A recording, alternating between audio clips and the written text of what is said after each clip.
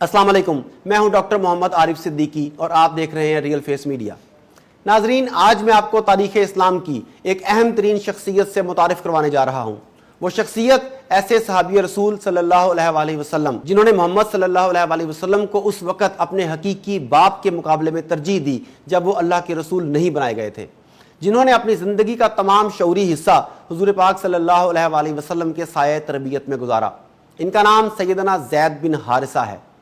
آپ وہ واحد صحابی ہیں جن کا نام قرآن مجید میں آیا ہے۔ آپ کو بچپن میں اغوا کر کے غلام بنا لیا گیا تھا۔ کئی ہاتھوں بکتے بکاتے آپ کو سیدہ خدیجہ الکبریٰ رضی اللہ تعالی عنہا کے بھتیجے حکیم بن حزام نے خرید لیا اور اپنی پھوپھی حضرت خدیجہ الکبریٰ کی نظر کر دیا۔ سیدہ خدیجہ نے اس غلام کو سیدنا رسول کریم صلی اللہ علیہ وآلہ وسلم کی نظر کر دیا۔ یہ در حقیقت ایک عیسائی خاندان کے لڑکے تھے۔ اس دوران آپ کے والد کو بھی آپ کی خبر پہنچ گئی۔ آپ کے والد حارث اور چچا کعب آپ کو لینے مکہ آئے اور سیدنا رسول کریم صلی اللہ علیہ وآلہ وسلم کو منہ مانگی رقم کی پیشکش کر دی۔ آپ صلی اللہ علیہ وآلہ وسلم نے فرمایا، اگر زید تمہارے ساتھ جانا چاہے تو میں کوئی رقم نہیں لوں گا۔ سیدنا زید نے اپنے والدین کی بجائے رسول کریم صلی اللہ علیہ وآلہ وسلم کے ساتھ رہنے کو ترجیح دی۔ یہ دیکھ کر آپ کے والد خفا ہوئے اور کہا کہ تم غلامی کو آزادی کی زندگی پر ترجیح دیتے ہو۔ زید نے کہا، میں نے محمد صلی اللہ علیہ وآلہ وسلم میں وہ بات دیکھی کہ ان کے لیے میں باپ تو کیا کائنات چھوڑ سکتا ہوں۔ یہ سن کر آپ صلی اللہ علیہ وآلہ وسلم بہت خوش ہوئے اور سیدنا زید کو لے کر خانہ کعبہ گئے اور اعلان فرما دیا کہ لوگو سن لو، میں زید کو آج سے آزاد کر کے اپنا منہ بولا بیٹا بناتا ہوں۔ اس کے بعد انہیں زید بن حارث کی بجائے زید بن محمد کہا جانے لگا۔ یہ دیکھ کر زید کے چچا اور باپ حارث بہت خوش ہوئے اور بخوشی وہاں سے واپس چلے گئے۔ ناظرین، اس سے یہ بھی معلوم ہوتا ہے کہ آپ صلی اللہ علیہ وآلہ وسلم کا برتاؤ اپنے ملازموں کے ساتھ کیسا ہوتا تھا۔ اس موقع پر سیدنا رسول کریم نے حضرت زید کو اپنا منہ بولا بیٹا بنا لیا، لیکن جب آپ مدینہ طیبہ پہنچے تو اللہ تعالیٰ نے منہ بولے بیٹے کے تصور کو ختم کر دیا۔ سیدنا زید نے لڑکپن میں ہی کلمہ پڑھا اور اسلام کے اولین لوگوں میں اپنا شمار کروا لیا۔ سیدنا زید زندگی کی ساری سختیوں میں رسول کریم صلی اللہ علیہ وآلہ وسلم کے ہمراہ رہے۔ حضور اور ان کے خاندان کے ہمراہ بھوک و پیاس کی اذیتیں برداشت کی۔ سیدنا حمزہ جب اسلام لائے تو رسول اللہ صلی اللہ علیہ وآلہ وسلم نے ان سے زید کا بھائی چارہ کروا دیا۔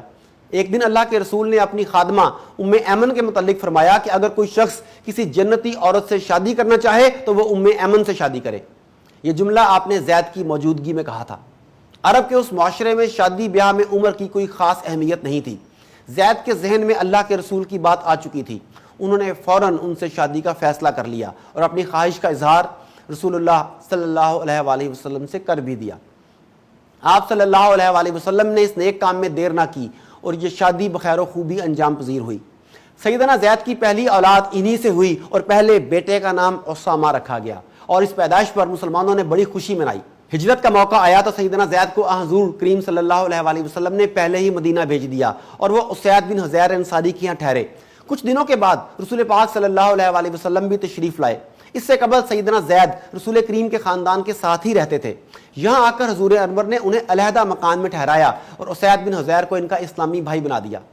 سیدنا زید رضی اللہ تعالیٰ عنہ کو علیحدہ کرنے میں یہ حکمت تھی کہ لوگ انہیں ایک آزاد اور خود مختار شخصیت کی حیثیت سے پہچانے۔ ان کی اسی حیثیت کو مزید موقت کرنے کے لیے حضور نے ایک اور اہم قدم اٹھایا اور یہ قدم سیدنا زید کی عزت و شرف کو بڑھانے کے لیے اہم سنگ میل کی حیثیت رکھتا تھا۔ حضور اکرم صلی اللہ علیہ وآلہ وسلم نے اپنی پھوپھی ذات سیدہ زینب بن جہش سے ان کا نکاح کروا دیا، مگر دونوں میاں بیوی میں مزاج کا بہت فرق نکلا، اس لیے نباہ نہ ہو سکا۔ سیدہ زینب جنہوں نے نبی کریم صلی اللہ علیہ وآلہ وسلم کے کہنے پر رشتے کو قبول کیا تھا، ان کا غم دوہرا ہو گیا۔ پہلے انہیں منافقین کے یہ تانے سننے پڑے کہ وہ ایک آزاد کردہ غلام کی بیوی ہیں، اور اب ان کو یہ سننا پڑا کہ وہ ایک آزاد کردہ غلام کی مطلقہ ہیں۔ بالآخر اللہ تعالیٰ نے وحی نازل فرما کر اس معاملے کا ہمیشہ کے لیے حل کر دیا اور آپ نبی کریم صلی اللہ علیہ وآلہ وسلم کے عقد میں آ گئیں۔ سیدنا زید عظیم سپاہی تھے۔ ان کے اندر سپہ سالارانہ خوبیاں بدرجہ اتم موجود تھیں۔ رسول اکرم نے جب بھی کوئی ایسی فوجی مہم بھیجی جس میں سیدنا زید شامل تھے تو سپہ سالاری انہی کے سپرد کی۔ جنگ موطا میں بھی لشکر اسلام کی سرداری انہی کے ذمہ تھی۔ ابن حشام نے اپنی سیرت میں لکھا ہے کہ پیغمبر اکرم صلی اللہ علیہ وآلہ وسلم نے اپنے سفر کے بعض موقعوں پر سیدنا زید کو اپنا جانشین مقرر کیا۔ سیدنا زید رضی اللہ تعالیٰ عنہ غزوہ بدر میں بھی شامل تھے، جنگ کے بعد رسول خدا صلی اللہ علیہ وسلم نے زید بن حارثہ اور عبداللہ بن رواحہ کو اسیل کے مقام سے مدینہ روانہ کیا تاکہ وہ فتح کی خبر مدینہ کے لوگوں تک پہنچا دیں۔ ناظرین، صلح حدیبیہ کے بعد پورے عرب میں اسلام کا پیغام بلا روک ٹوک پھیلنے لگا، اور فتح مکہ کے بعد جب پورے عرب سے لوگ اسلام کے پرچم تلے جمع ہونے لگے تو آخری پیغمبر ہونے کی وجہ سے آپ نے اللہ کی ابدی ہدایت کو باقی دنیا میں بھی روشناس کرانے کی ذمہ داری نبھانے کا ارادہ کیا۔ 8 ہجری میں بصرہ کے فرما روا کو بھیجی جانے والی سفارت اسی سلسلے کی ایک کڑی تھی۔ رسول کریم صلی اللہ علیہ وسلم نے حارث بن عمیر کو اسلامی ریاست کا سفیر بناتے ہوئے شاہ بصرہ کی طرف روانہ کیا۔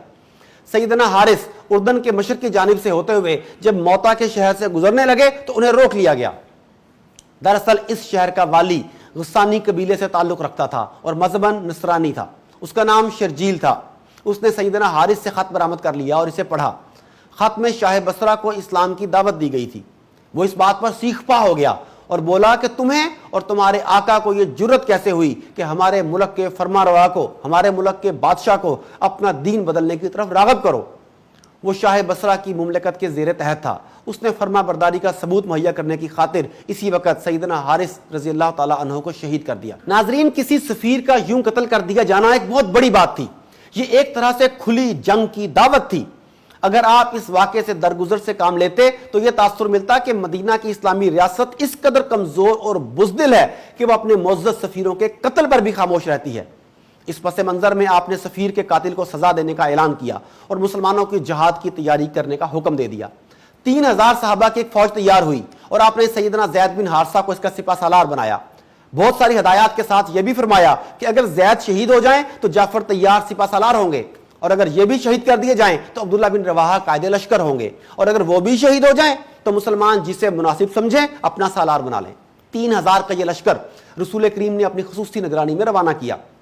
ادھر سیدنا حارث کو شہید کرنے کی خبر بصرہ کے فرما روا کو پہنچا دی گئی تھی، اور بصرہ کے فرما روا کو اچھی طرح معلوم تھا کہ مدینہ کی اسلامی ریاست اپنے سفیر کے قتل پر خاموش نہیں بیٹھے گی۔ اس نے بھی جنگ کی تیاریاں شروع کر دیں۔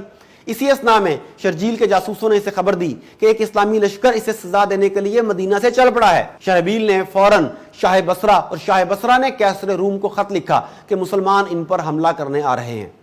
کیسر روم کو پہلے ہی مسلمانوں کی فتوحات اور کامیابیوں کی اطلاع مل رہی تھی۔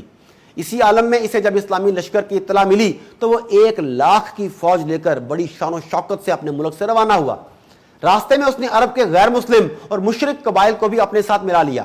یوں سمجھیں کہ اس دور کی نیٹو فورس تیار کر لی گئی اور اس کا 2,00,000 کا ٹڈی دل موتا کے مقام پر پہنچا۔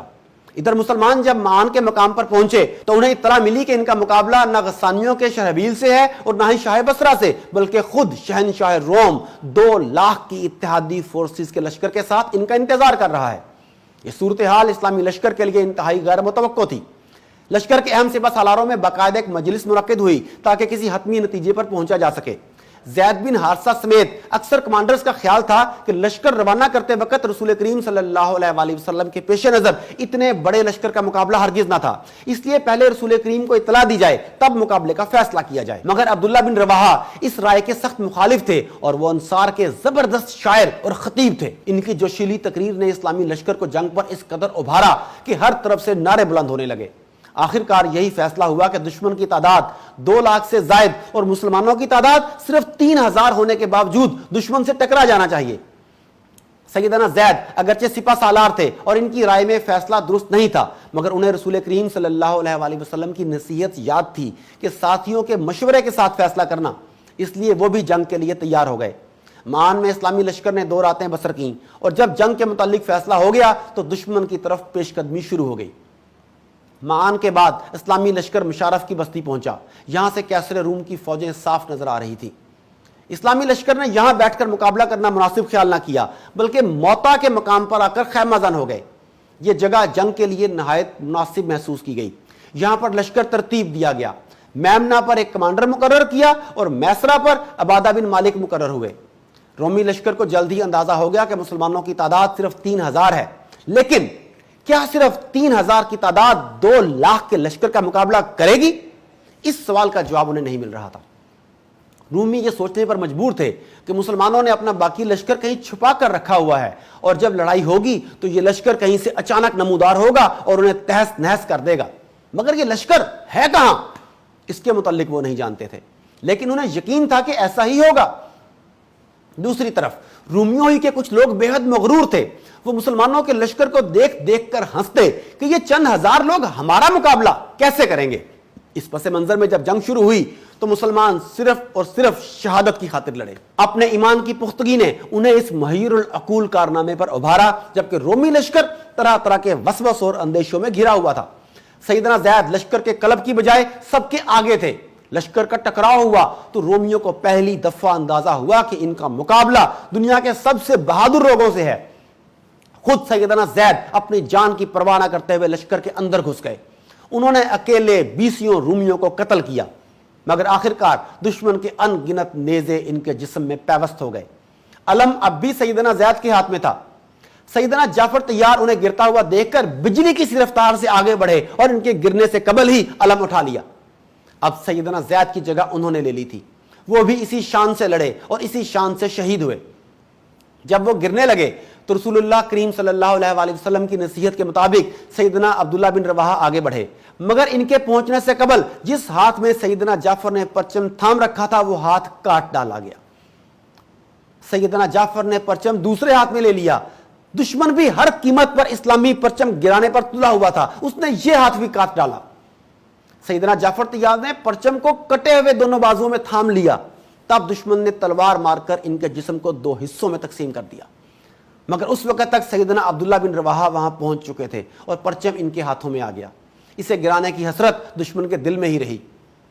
اپنے دونوں پیشروؤں کی طرح سیدنا عبداللہ بن رواحہ بھی جان توڑ کر لڑے، 20 زخم کھائے، 20 دشمن جہنم رسید کیے، بالآخر گرے، مگر جھنڈا ایک مرتبہ پھر چوتھے مجاہد نے تھام لیا اور ان کا نام تھا سیدنا ثابت بن ارقم۔ سیدنا ثابت بن ارقم کی اس بہادری پر اسلامی لشکر نے جب انہیں سپہ سالار بننے کے لیے کہا تو انہوں نے سیدنا خالد بن ولید کا نام لیا۔ سیدنا خالد رضی اللہ تعالیٰ عنہ کے نام پر سب نے اتفاق کیا اور اسلامی لشکر کی کمان انہوں نے سنبھال لی۔ پھر جو ہوا تاریخ میں آج تک محفوظ ہے۔ رسول اللہ صلی اللہ علیہ وآلہ وسلم کو سیدنا زید اور دوسرے سپہ سالاران کی شہادت کی خبر ملی تو آپ فوراً سیدنا زید کے گھر روانہ ہوئے۔ اپنے والد کی خبر سنتے ہی سیدنا زید کی بیٹی رقیہ رونے لگی۔ انہیں روتا دیکھ کر رسول کریم صلی اللہ علیہ وآلہ وسلم بھی ضبط نہ کر سکے اور آپ کے آنسو بھی رواں ہو گئے۔ آپ نے اسی وقت اعلان کیا کہ رومیوں سے ایک جنگ اور ہوگی اور اس کے سپہ سالار زید کے بیٹے اسامہ رضی اللہ تعالیٰ عنہ ہوں گے۔ سیدنا اسامہ کا لشکر تیار تھا کہ رسول کریم وفات پا گئے۔ پھر یہی لشکر سیدنا ابوبکر صدیق کے زمانے میں گیا اور فتح و کامرانی کے ساتھ واپس لوٹا۔ سیدنا زید نے 54 یا 55 برس کی عمر میں شہادت پائی۔ اللہ کریم ان کے درجات بلند فرمائے۔ ناظرین، مزید صحابہ کرام کے بارے میں جاننے کے لیے ریئل فیس دیکھتے رہیے۔